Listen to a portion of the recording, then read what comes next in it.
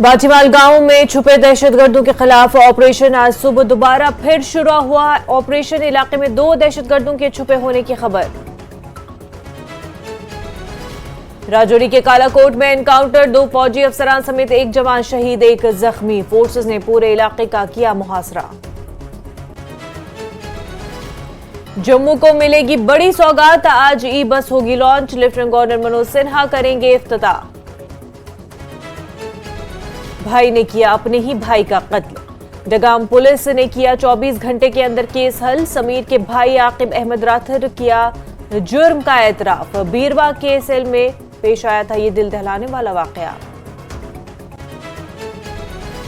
जल्द ही कश्मीर की train service को मुल्क के दीगर हिस्सों से जोड़ा जाएगा। मुस्तकबिल में इलेक्ट्रिक ट्रेनें भी होंगी फराहम।